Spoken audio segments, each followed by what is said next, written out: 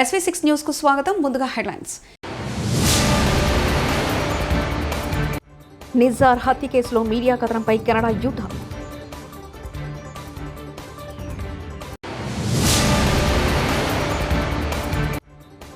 కాంగ్రెస్ పార్టీలో ఏ పని జరగాలన్నా హైకమాండ్ ఆదేశాలు కావాలి కేటీఆర్.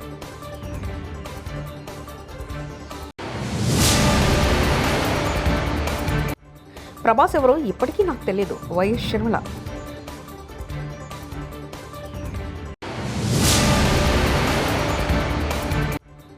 అసెంబ్లీ వద్ద పవన్ను ఆలింగనం చేసుకున్న వైకాపా ఎమ్మెల్సీ బొత్స.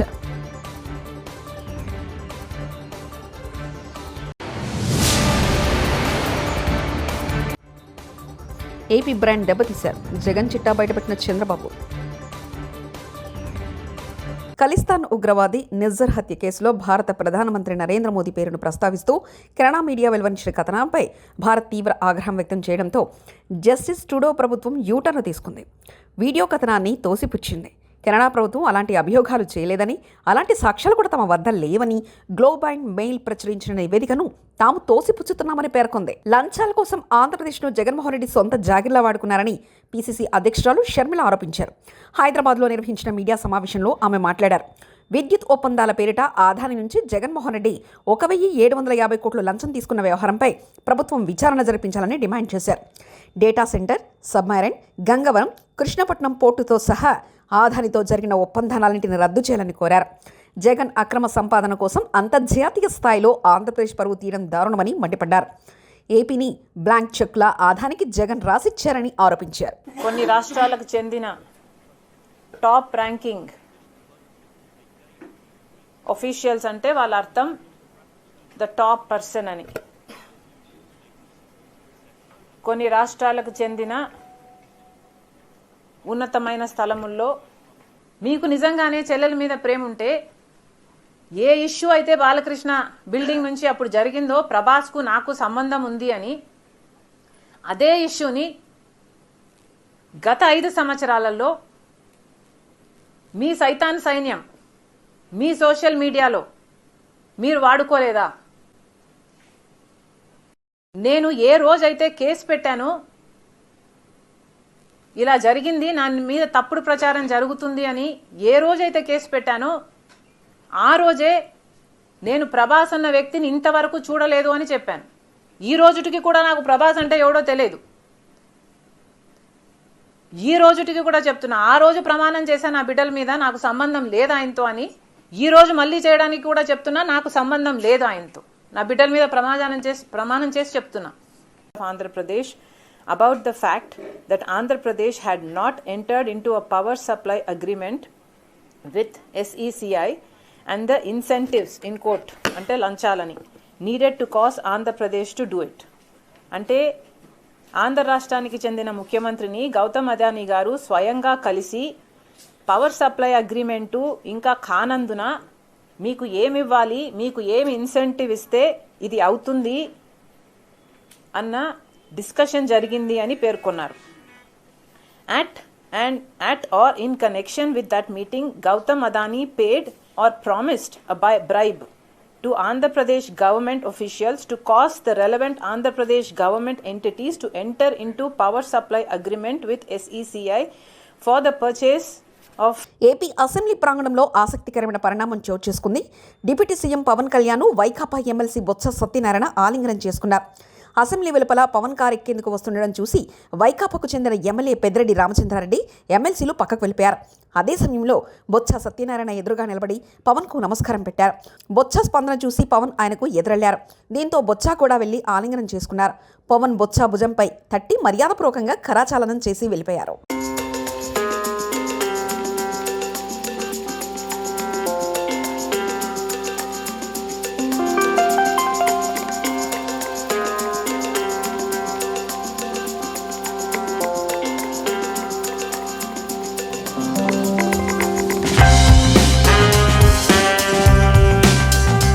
రాహుల్ రాహుల్ గాంధీ ఆదానిని దుర్మార్గుడు, అవినీతిపరుడు అంటున్నారు. మరి తెలంగాణలో కాంగ్రెస్ ప్రభుత్వం ఆదానితో కుదుర్చుకున్న ఎంఓయూలు ఎందుకు రద్దు చేయడం లేదు? కెన్యా దేశపు తలసరి ఆదాయం $2,000, అదే తెలంగాణ రాష్ట్ర తలసరి ఆదాయం $5,000. అలాంటి కెన్యా దేశపు అధ్యక్షుడు ఆదాని లంచగొడి అని తెలిసాక అతనితో వ్యాపారాలు రద్దు చేశారు. కానీ రోజు ఆదానిని తిట్టే కాంగ్రెస్ వాళ్ళు మాత్రం ఇంకా ఆదానితో ఎంఓయూలు ఎందుకు రద్దు చేసుకోలేదంటూ కేటీఆర్ సూటిగా ప్రశ్నించారు. వెంటనే నేను అదాని ఇట్లా లంచగొండి తనం చేసినాడు, లంచం ఇచ్చినాడు అని చెప్పి అక్కడ కోర్టు తీర్పియంగానే అమెరికాలో వెంటనే కెన్యా నిన్న తన కాంట్రాక్ట్లు, తన ఒప్పందాలు, వ్యాపార సంబంధాలు అదానితో మొత్తం రద్దు చేసుకుంది. నేను రాహుల్ గాంధీ గారిని అడుగుతా ఉన్నా, కెన్యా అధ్యక్షుడు విలియం రూటో అదాని కంపెనీతో అన్ని వ్యాపార సంబంధాలు రద్దు చేసుకున్నారు, మీకు తెలుసు. కెన్యా రవాణా మంత్రిత్వ శాఖ, ఇంధన శాఖ, పెట్రోలియం శాఖ, వాటి కింద పనిచేసే ఏజెన్సీలను కూడా స్పష్టంగా కెన్యా అధ్యక్షుడు నిన్న చెప్పారు, మీకేమైనా ఒప్పందాలు ఉంటే ఏజెన్సీలకు అదానితో వెంటనే రద్దు చేసుకోమని చెప్పారు. విద్యుత్ పంపిణీ కాంట్రాక్ట్లతో పాటు ఎయిర్పోర్ట్ నిర్వహణ ఒప్పందం ఉంటే దాన్ని కూడా రద్దు చేసుకుంది కెన్యా. మరి నేను రాహుల్ గాంధీని అడుగుతా ఉన్నా, మరి మీ తెలంగాణ ప్రభుత్వం, మీ కాంగ్రెస్ ప్రభుత్వం, మీరు ఇంతమందికి శుద్ధులు చెప్తున్నారు దేశంలో. ఈరోజు అదాని దుర్మార్గుడు, అదాని అవినీతిపరుడు అని మాట్లాడుతున్నావు కదా, ఇంతవరకు నీ కాంగ్రెస్ ప్రభుత్వం తెలంగాణలో ఎందుకు అదానితో కుదిరిన ఎంఓయూలను రద్దు చేయడం లేదు? మీరే అన్నారు కదా, వ్యాపారవేత్తలు ఎవరు 30-40 కోట్లు ఉత్తగానే ఇయ్యరని, నీకింత నాకింత అని చెప్పి ప్రయోజనం ఆశించే ఇస్తారని మీరే చెప్పిండ్రు కదా. మరి ఎంత ఆశించి మీరు అదానితో 12,400 కోట్ల ఒప్పందాలు కుదుర్చుకున్నారు? వాటిని రద్దు చేసి మీ ముఖ్యమంత్రికి ఫోన్ చేసి ఆదేశం ఇచ్చి అదానితో ఉన్న ఎంఓయూలు రద్దు చేసుకోమని చెప్తారా, చెప్పరా? దయచేసి మీరు స్పష్టత ఇవ్వాలని చెప్పి రాహుల్ గాంధీ గారిని కోరుతా ఉన్నాం. నాటి విజన్ 2020 ఫలితాలు ఇప్పుడు అనుభవిస్తున్నాం. ఈరోజు మళ్ళీ మేము స్వర్ణాంద 2047 విజన్ కు శ్రీకారం చుడుతున్నాం. కొత్తగా విజన్ ఎక్సర్సైజ్ చేయలేదు. ఈ దేశంలో మొట్టమొదటిసారిగా 1999 ఆ ప్రాంతంలోనే విజన్ 2020 తయారు చేశాం. తరువ ఎక్సర్సైజ్ చేశాం.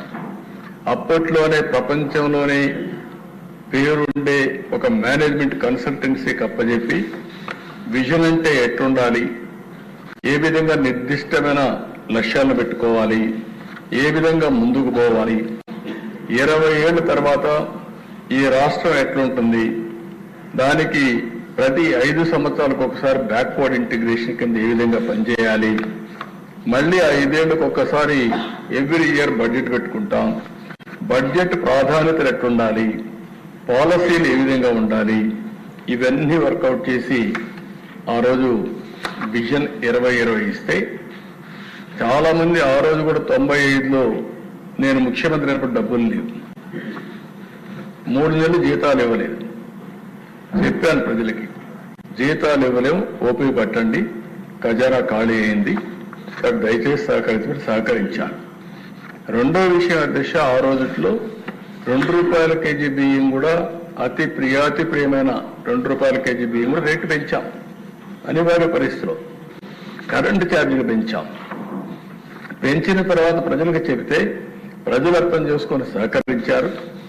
అదేవిధంగా నేను చెప్పింది, ఈ ప్రభుత్వం short term, medium term, long term ప్రణాళికలు తయారు చేస్తున్నాం. ఇది మీ భవిష్యత్తుకు, మీ పిల్లల భవిష్యత్తు కంటే నమ్మారు. నమ్మిన తర్వాత మీరు చూస్తే అధ్యక్ష, దాని ప్రూఫ్ ఆఫ్ కాన్సెప్ట్. రైతులకు దశాబ్దాలుగా మెరుగైన విద్యుత్ సేవలు అందించిన రెస్కో భవిష్యత్తును గత వైసీపీ ప్రభుత్వం ప్రశ్నార్థకంగా మార్చిందంటూ మంత్రి అచ్చెన్నాయుడు వ్యాఖ్యానించారు. ప్రాంతాల్లో 100% విద్యుదీకరణ చేయాలనే ఉద్దేశంతో పెట్టారు. ఉమ్మడి ఆంధ్రప్రదేశ్ రాష్ట్రంలో ఒక 6-7 ఉండే. రాష్ట్రం విడిపోయిన తర్వాత ఒక 4 ఉంటే అందులో ఇప్పుడు 3 మనకి పనిచేస్తున్నాయి. ఒకటి ముఖ్యమంత్రి గారి నియోజకవర్గం కుప్పం, మరి చీపురుపల్లి, అనకాపల్లి అధ్యక్ష. అసలు గత ప్రభుత్వం దీన్ని కూడా విడిచిపెట్టలేదు. ఎవరికి తెలియదు అధ్యక్ష, ఇది ఒక ఇండివిజువల్ సంస్థ. ఆ ప్రాంతంలో 100% విద్యుదీకరణ ఇచ్చి లాభాల బాటలో నడవడానికి అనేక విధాల ప్రయత్నం చేసి ముందుకెళ్ళినటువంటి సంస్థ అధ్యక్ష. ఎంత దుర్మార్గులంటే దీన్ని కూడా విడిచిపెట్టలేదు. 2019 తెలుగుదేశం ప్రభుత్వం అధికారం ఉన్నంత వరకు ఈ 3 అధ్యక్ష లాభాల్లో నడిచాయి అధ్యక్ష. 19 వరకు లాభాల్లో నడిచాయి. ఇదేంటంటే ఎలక్ట్రిసిటీ డిపార్ట్మెంట్ ఏదైతే రాష్ట్ర ప్రభుత్వం ఏర్పాటు చేసినటువంటి ఏపీఆర్సీకి ప్రతి సంవత్సరం పెర్మిషన్ గురించి, లైసెన్స్ గురించి అప్లికేషన్ పెట్టుకోవాలి అధ్యక్ష. కావాలని చెప్పి అనకాపల్లి దానికి ఆలస్యం చేశారు లైసెన్స్ కి అప్లై చేయడానికి. ఎప్పుడైతే ఆలస్యం చేశారో ఏపీఆర్సీ వాళ్ళు ఇమీడియట్ గా దీన్ని డిపార్ట్మెంట్ లోకి మార్చేశారు. అప్పటి నుంచి సమస్య ప్రారంభమైంది అధ్యక్ష. ఇది కావాలని చెప్పి అక్కడ ఉన్నటువంటి ప్రజాప్రతినిధులు ఇంక్లూడ్ అయి కొల్యూడై ఈ 3 రెస్కోల్ని ఈ పరిస్థితికి తీసుకొచ్చారు అధ్యక్ష. అందులో అనకాపల్లిది ఏదైతే ఏపీఆర్సీకి ఏపీ ఎనర్జీ డిపార్ట్మెంట్ మళ్ళీ ఎప్పుడైతే లైసెన్స్ లేట్ అయిందో ఇది ఎలక్ట్రిసిటీ డిపార్ట్మెంట్ కి ఇచ్చారు. మళ్ళీ ఒకసారి లేఖ రాసి 2021 గత వైసీపీ ప్రభుత్వం వసతి దీవెన పేరిట విద్యార్థులను మోసం చేసింది. బడ్జెట్లో కేటాయించిన దాంట్లో సగం కూడా ఖర్చు పెట్టలేదు. దళిత సంక్షేమం అంటూనే దళితులను దగా చేసింది. దళిత బిడ్డలను చంపి డోర్ డెలివరీ చేసిందంటూ మంత్రి డోలా బార వీరాంజనేయ స్వామి వ్యాఖ్యానించారు. మినిస్టర్ కమిటీ ఏర్పాటు చేసి దాని మీద ఒక నిర్ణయం తీసుకున్నాం అధ్యక్ష. ఈ టైం బీయింగ్ ఏంటంటే మనం ఉన్న దాంతో మనం పాత కాంట్రాక్టర్స్ అంటే మనం రెన్యువల్ చేసుకుని లోకల్గా చేసాం అధ్యక్ష. రెండోది అధ్యక్ష, ఈ బిల్స్ విషయంలో కూడా అధ్యక్ష ఈ సంవత్సరం బడ్జెట్ లో 135 కోట్లు కేటాయించడం జరిగింది అధ్యక్ష. ఇందులో గత ప్రభుత్వం 23-24 సంవత్సరంలో పెట్టిన బకాయిల్ని 50 కోట్ల 14 లక్షల రూపాయలు చెల్లించడం జరిగింది అధ్యక్ష. ఇప్పటి వరకు ఉన్నటువంటి 54 కోట్ల బడ్జెట్ రేపు డిసెంబర్ నెలలో చెల్లిస్తాం అధ్యక్ష. ఫిబ్రవరి 25 కూడా సరిపడిన బడ్జెట్ మేము కేటాయించడం జరిగింది అధ్యక్ష. ఇక్కడ ఇంకొక విషయం తీసుకుంటే అధ్యక్ష, గత ప్రభుత్వం వసతి దీవెన అనే పేరు పెట్టింది అధ్యక్ష. బడ్జెట్ కేటాయింపులేమో బారెడు, ఖర్చు చేసిందేమో మురుడు అధ్యక్ష. 19-20లో 119 కోట్లు కేటాయించి 114 ఖర్చు పెట్టారు అధ్యక్ష. 20-21లో 100 కోట్లు కేటాయించి 25.97 కోట్లు మాత్రమే ఖర్చు పెట్టారు అధ్యక్ష. అంటే దాదాపుగా 25% ఖర్చు పెట్టారు అధ్యక్ష. 21-22లో 110 కోట్లు కేటాయించి 51 కోట్లు ఖర్చు పెట్టారు అధ్యక్ష. అంటే దాదాపుగా 50% ఖర్చు పెట్టారు అధ్యక్ష. 22-23లో 120. గిరిజన బిడ్డలను జగన్ కేవలం ఓటు బ్యాంకు కోసం మాత్రమే వాడుకున్నారంటూ శ్రీమతి గుమ్మడి సంధ్యారాణి శ్రీ శిశు సంక్షేమ గిరిజన సంక్షేమ శాఖ మంత్రి గుమ్మడి సంధ్యారాణి వ్యాఖ్యానించారు. మొత్తం టోటల్ గా 199 స్కూల్స్ ఉన్నాయి అధ్యక్ష. ఈ 199లో 28 ఏకలవ్య పాఠశాలలు ఉన్నాయి అధ్యక్ష. ఈ ఏకలవ్య పాఠశాలలో ఎక్కడ అవుట్ సోర్సింగ్ డిపార్ట్మెంట్ ఎవరు లేరు. నన్ను చెప్పే వరకు మీరు ఆగితే నేను చెప్తాను, లేదా మీరు మాట్లాడతారంటే నేను కూర్చుంటాను, మళ్ళీ వింటాను. ఓకే. అలాగే 12 మినీ గురుకులాలు ఉన్నాయి అధ్యక్ష. అక్కడ కూడా అవుట్ సోర్సింగ్ ఎవరు లేరు అధ్యక్ష. 159 స్కూల్స్లో 1659 మంది అవుట్ సోర్సింగ్ ఉద్యోగస్తులు ఉన్నారు అధ్యక్ష. అయితే వీళ్ళు 2016 ముందు వీళ్ళంతా కూడా 8 కేటగిరీలో ఉన్నారు అధ్యక్ష. యాక్చువల్గా అయితే 3 కేటగిరీలుగా విభజించవచ్చు అధ్యక్ష.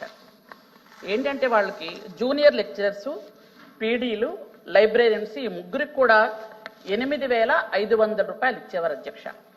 అలాగే పీజీటీలు, టీజీటీలకి, పీడీలకి 7,500 అధ్యక్ష. అలాగే పీఈటీలకి 6,500 అధ్యక్ష. ఆర్ట్, క్రాఫ్ట్, మ్యూజిక్ వాళ్ళకి 5,000 అధ్యక్ష. అది 2016. 2017లో వీళ్ళంతా కూడా ఆదానితో రేవంత్ రెడ్డి చేసుకున్న ఒప్పందాలను పునరాలోచిస్తున్నాం. పీసీసీ అధ్యక్షుడు మహేష్ కుమార్ గౌడ్. డెఫినెట్ గా సమీక్షిస్తాము. డెఫినెట్ గా మా ప్రభుత్వం చేసినట్టు ఒప్పందాలు కూడా చట్టరీత్యా ఉంటే ముందుకు సాగుతాయి.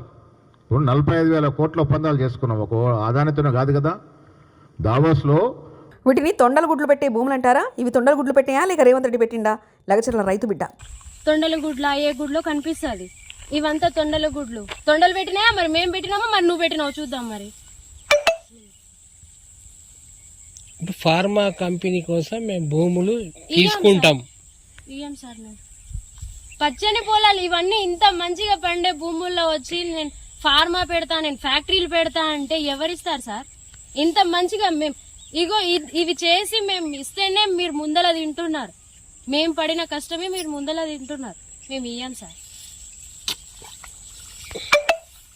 రాష్ట్ర చరిత్రలో ఎప్పుడు లేని విధంగా ప్రజా పదుల కమిటీకి ఎన్నికలు నిర్వహించాల్సిన రావడం దురదృష్టకరమని వైఎస్ఆర్సీపీ ఎమ్మెల్యే పెద్దిరెడ్డి రామచంద్రారెడ్డి అన్నారు. ఇలాంటి పరిస్థితులలో ఎన్నికలను బహిష్కరిస్తున్నట్లు పార్టీ తరఫున శుక్రవారం ఆయన ప్రకటించారు.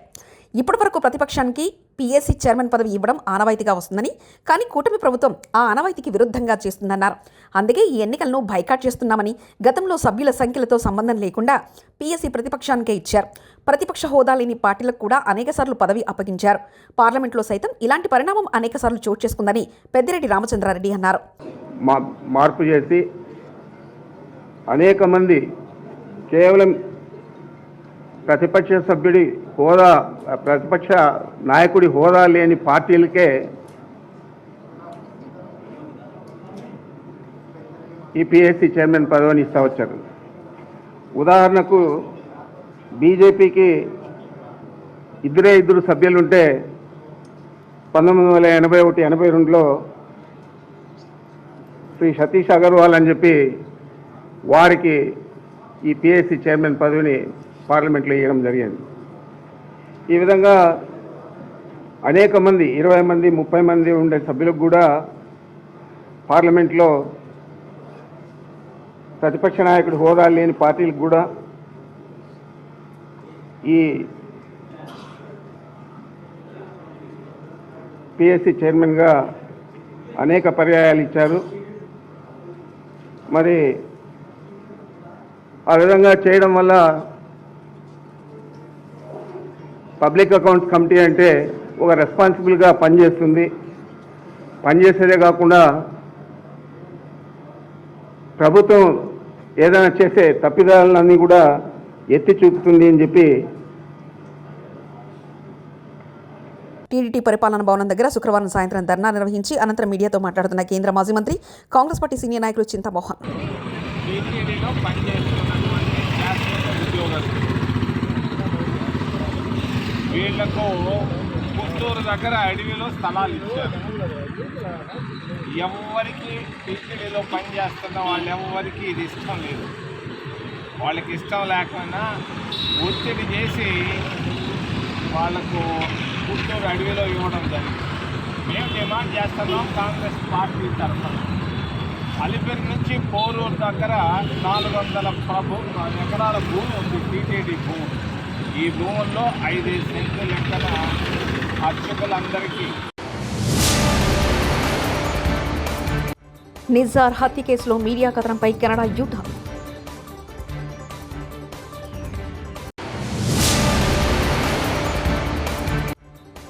కాంగ్రెస్ పార్టీలో ఏ పని జరగాలన్నా హైకమాండ్ ఆదేశాలు కావాలి కేసీఆర్.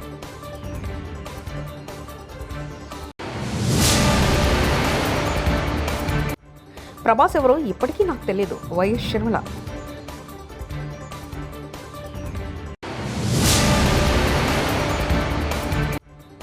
అసెంబ్లీ వద్ద పవన్ ను ఆలింగనం చేసుకున్న వైకాపా ఎమ్మెల్సీ బొత్స.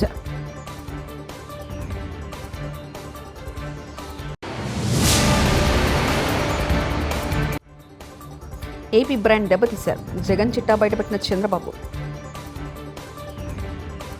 ఇవి బులెటిన్ విశేషాలు. చూస్తూనే ఉండండి SV6 న్యూస్.